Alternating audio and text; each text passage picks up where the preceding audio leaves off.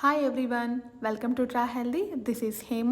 ఈరోజు నేను మీకు పౌడర్ షుగర్ లేదా ఐసింగ్ షుగర్ని ఎలా తయారు చేసుకోవాలో చూపించబోతున్నాను. పౌడర్ షుగర్ ఏముంది, షుగర్ని మిక్సర్లో వేసుకొని బ్లెండ్ చేసుకుంటే పౌడర్ షుగర్ అయిపోద్ది అనుకుంటున్నారా? కరెక్టే. కానీ మీరు అట్లా చేసినట్లయితే పౌడర్ షుగర్ అంతా కూడాను స్టోర్ చేసుకున్నప్పుడు లంప్స్గా తయారవుతుంది. అండ్ ఆల్సో పౌడర్ షుగర్ మనం చేసేటప్పుడు సగం అంతా కూడా పౌడర్ అయిన షుగర్ అంతా కూడా మిక్సర్ జార్కి అంటుకుంటుంది.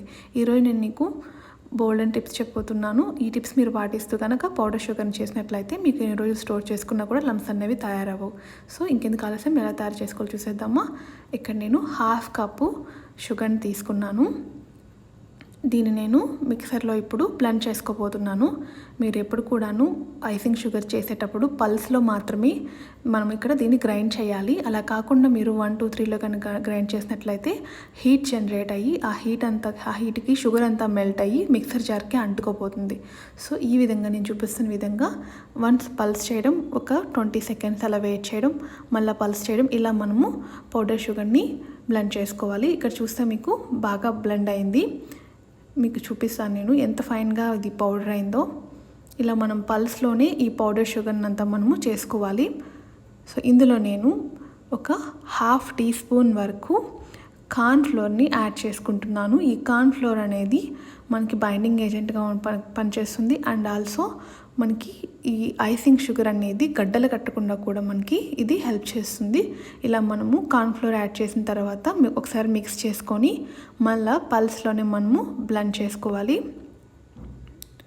సో ఇట్లా బ్లెండ్ చేసుకున్నాక ఇప్పుడు మీకు నేను చూపిస్తాను ఎంత ఫైన్గా ఇది పౌడర్ అయిందో. సో చాలా సాఫ్ట్గా ఉంది, చూసారా, చాలా సాఫ్ట్గా ఉంది. మీరు ఇలా పల్స్లో కాకుండా కార్న్ఫ్లోర్ని యాడ్ చేసుకోకుండా కానీ మీరు పౌడర్ షుగర్ చేసినట్లయితే మిక్సర్ జార్కి అంతా కూడాను పౌడర్ షుగర్ అంతా కూడా అంటుకుంటుంది. ఎందుకంటే మనము 1 or 2లో బ్లెండ్ చేసేటప్పుడు హీట్ అనేది జనరేట్ అవుతుంది. ఆ హీట్కి షుగర్ అంతా కూడా మెల్ట్ అయిపోతుంది. సో ఈ విధంగా మనము ఎంతో సింపుల్గా ఇంట్లోనే పౌడర్ షుగర్ని తయారు చేసుకోవచ్చు. ఈ వీడియో కనుక మీకు నచ్చినట్లయితే లైక్ చేయండి, షేర్ చేయండి అండ్ కమెంట్ చేయండి. మీరు కనుక నా ఛానల్ ఫస్ట్ టైం చూస్తున్నట్లయితే please subscribe my channel, click on bell icon. ఈ పౌడర్ షుగర్ని మనము కేక్స్లో, అలాగే ఐస్ క్రీమ్ కోసం మనం విప్పింగ్ క్రీమ్ చేస్తాం కదా, ఆ విప్పింగ్ క్రీమ్లోను, మన కేక్ డెకరేషన్లో, వీటన్నిటిలో కూడా మనము ఈ ఐసింగ్ షుగర్ని వాడతాము. ఈ వీడియో కనుక మీకు నచ్చినట్లయితే లైక్ చేయండి, షేర్ చేయండి, కమెంట్ చేయండి and stay home, stay healthy. Thank you for watching.